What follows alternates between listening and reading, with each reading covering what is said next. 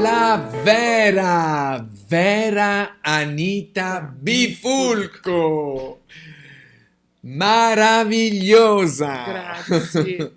Por isso, estou aqui com Vera em mais um episódio no Saúde e Leveza com Andrea Bottoni. Vera Anita Bifulco, Vera Bifulco, é psicóloga, psico-oncologista, tem mestrado em cuidados paliativos pela Unifesp, é coordenadora do Comitê de Cuidados Paliativos da Sociedade Brasileira de Psico-Oncologia, ok? É membro do movimento Slow Medicine Brasil. Somos membros, né? Somos. Prazer estar aqui com você, Vera. Gratidão a você aceitou mais um convite. Aí nós combinamos um pouco, no, a temática que a gente vai abordar, óbvio, dentro de um diálogo absolutamente livre, tranquilo e espontâneo, certo? As artes na saúde física, mental, existencial. Vamos lá. A arte é uma forma de expressão que permite sentimentos e emoções externas, que muitas vezes são difíceis de colocar em palavras.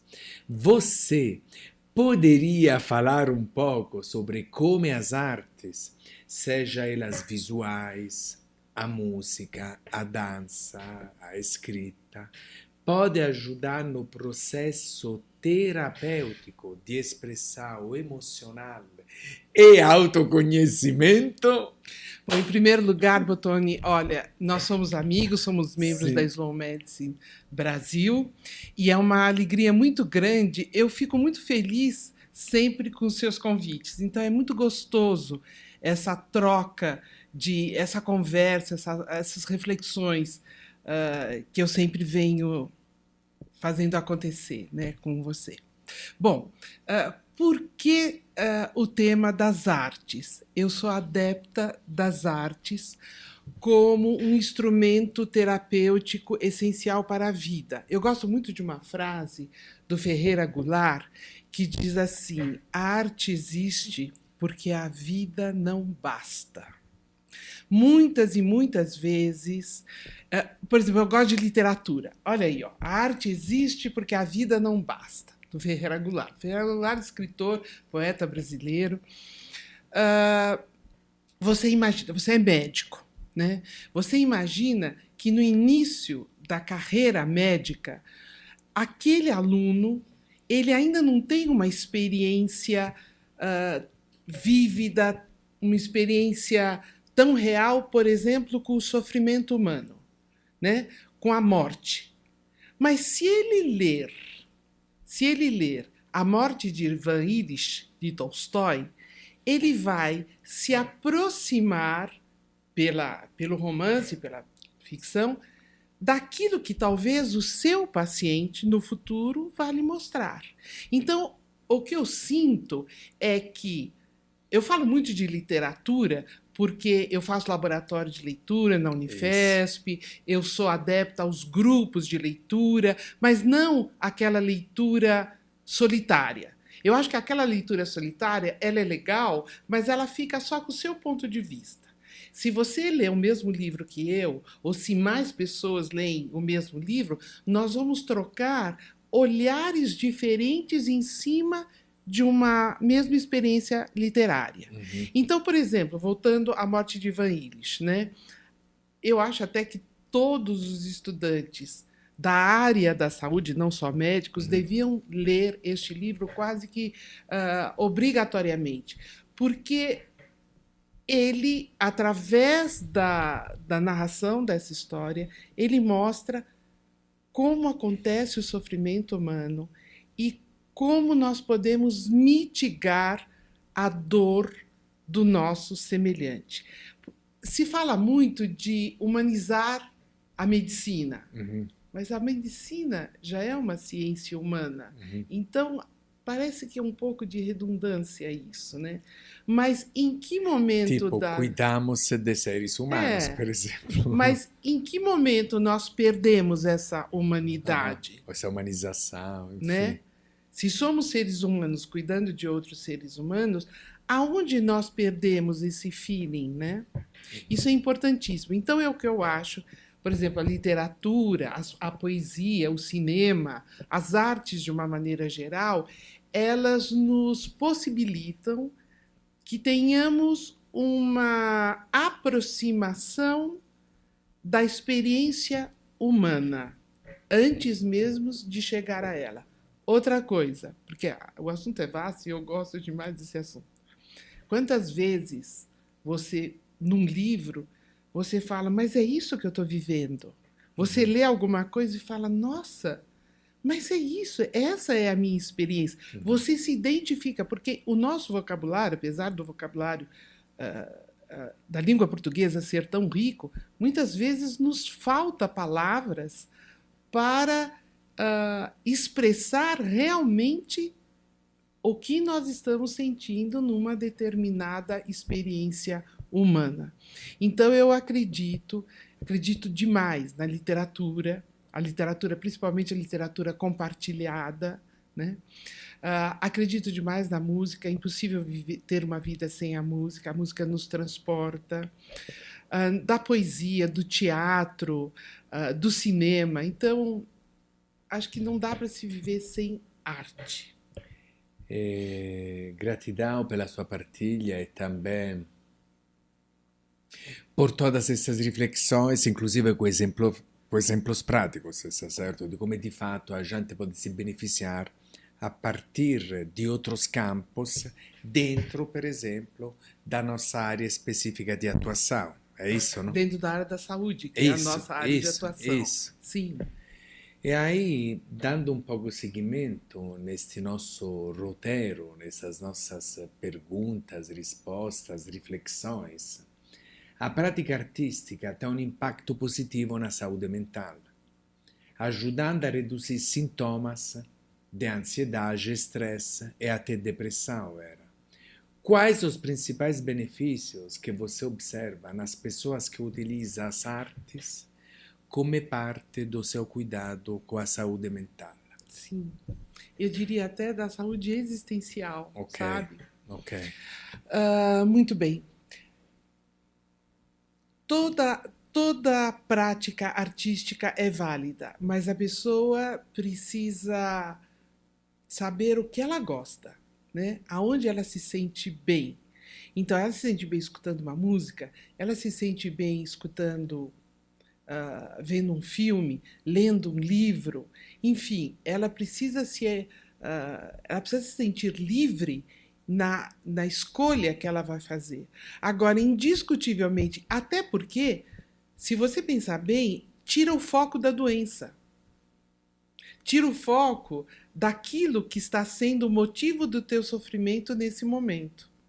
Então, se você oferece práticas artísticas, é lógico que precisa ter uma certa tendência, mas sempre é boa a mudança, sempre é bom você experimentar alguma coisa. Se você nunca dançou, já pensou em dançar? Se você nunca representou, já pensou em fazer uma experiência teatral, né? Participar de um grupo de teatro? De repente, desfocar daquilo que nesse momento te aflige mais e abrir para uma mudança, abrir para uma nova experiência.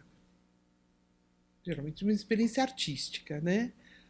Tocar um instrumento, cantar, ouvir música. Você consegue passar o dia inteiro sem escutar uma música, Bottoni? Você como um bom romano. Nós nascemos com a música no sangue, sim, não é isso? Sim. A representação, é isso.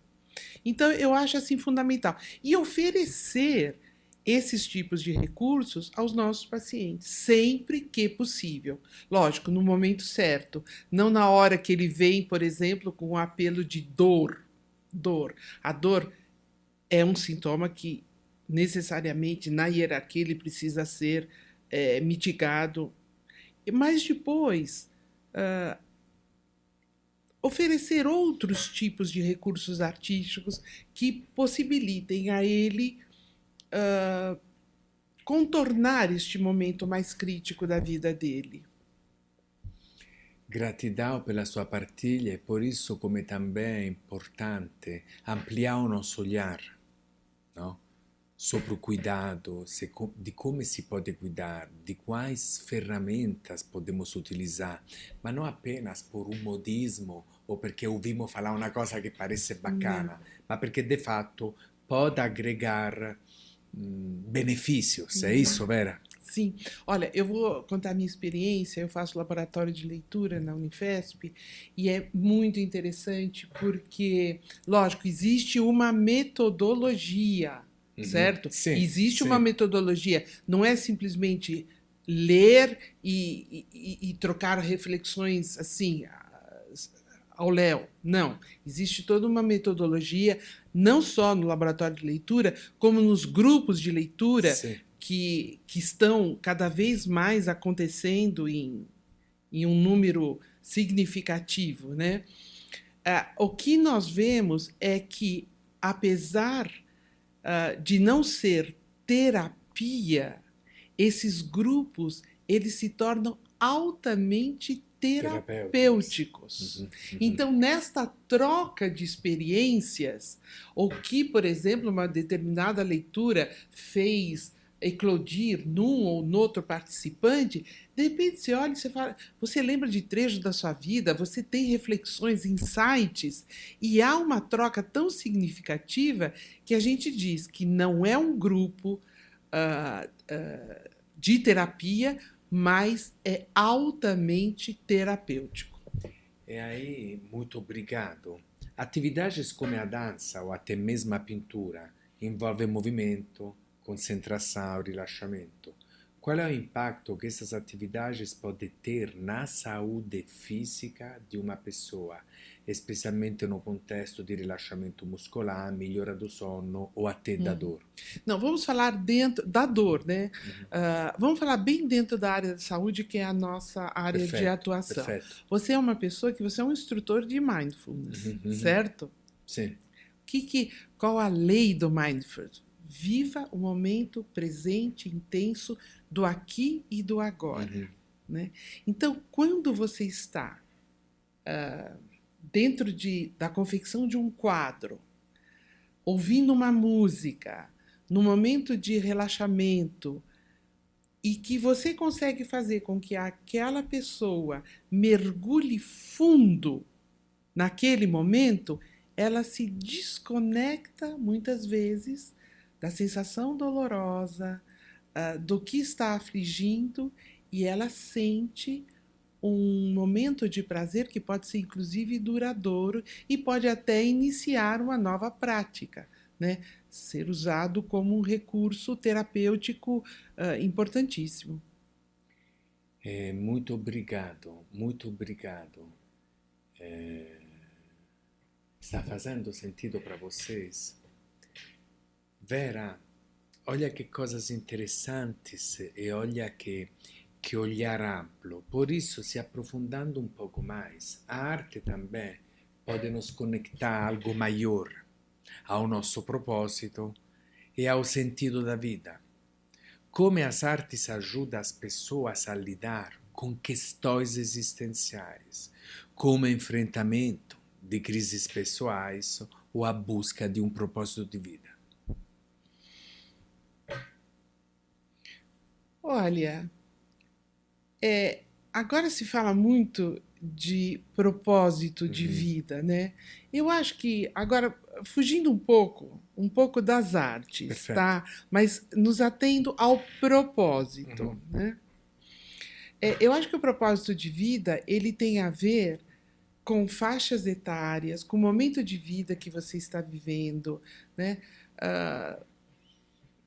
E da construção que você fez de todas as etapas anteriores da sua vida, porque a nossa vida é uma construção de todas as fases Sim. que nós vivemos. Eu, atualmente, estou na fase, sou velha, né? Vou fazer 71 anos no mês que vem, ou seja, como idosa, que é uma construção de todas as fases anteriores, né? Eu acho que a velhice é a somatória de todas as fases. O meu propósito de vida, por exemplo, agora, é realmente ter qualidade de vida. Porque quantidade eu tenho menos futuro do que passado. Então, o meu propósito é viver cada dia, mas tentando usufruir da qualidade deste tempo de vida, né? Até porque a minha atuação como cuidados paliativos versa muito sobre esse contexto. E as artes, elas preenchem tremendamente esses propósitos. Se eu digo que um bom livro é que nem um bom amante, te leva para a cama e te enche de prazer, né? Porque um bom livro, ele te acompanha, você não vê a hora de, nossa, eu vou terminar logo esse trabalho porque eu tenho um livro bom que eu estou lendo. Quer dizer, o livro te preenche, ele literalmente, ele é um companheiro e tanto. Assim como você se eleva numa música, você gosta de um teatro, você busca a arte como um alimento da vida, né? A frase do Ferreira Goulart, para mim, é: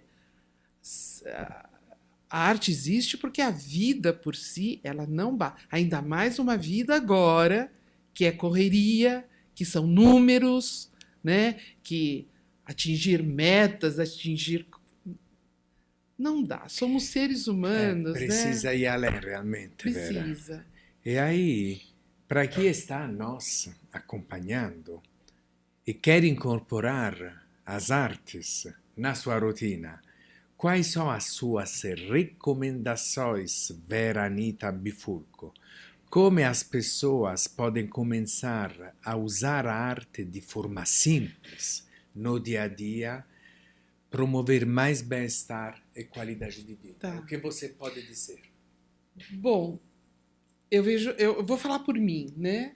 Eu gosto demais, como eu falei, do laboratório de leitura. Eu entrei no laboratório de leitura com uma expectativa e ela foi crescendo. Eu acho que eu fiquei viciada nisso, porque nós percebemos que todos nós podemos ler os clássicos, e os clássicos, por que são clássicos, né? Porque eles são atemporais, porque as experiências escritas nos clássicos, eles servem para qualquer época da humanidade, porque são experiências de vida, elas não mudaram, né? O sofrimento sempre foi sofrimento, o amor sempre foi amor, as guerras, o momento de paz, enfim, os clássicos retratam as experiências humanas, por isso que eles nunca passam de moda. Certo? Então, a leitura dos clássicos, dos contemporâneos, tentar se envolver. Veja qual é a leitura, qual é o tipo de leitura, né, que você gosta mais, mas se aventurar à música, ao teatro, ao cinema, às artes de uma maneira geral. Eu acho válido, não conseguiria agora, principalmente agora, nessa época da vida que eu me encontro, jamais conseguiria viver sem utilizar as artes. E aí, de repente, Vera, não sei se o que vou dizer faz sentido para você, mas já você vai comentar. Tipo, ter curiosidade, ter abertura. Ah, mas eu não tenho este hábito. Ah, mas não sei se vou gostar. Experimenta. Correto? Sim. Veja como é que depois você se sente, sim. Veja se faz sentido, sim, veja sim. se você gosta, perché di fatto pode te permitir de ampliar. Uma mudança de olhar, sabe? Ampliar um pouco o cenário aonde você está inserido. Muito, muito obrigado. Eu que agradeço. Vera Anita Bifurco. A minha mãe é gelada, mas o coração quente. Gratidão Eu que a agradeço. vocês que nos acompanham. Obrigado, Vera. Obrigada, Bottoni.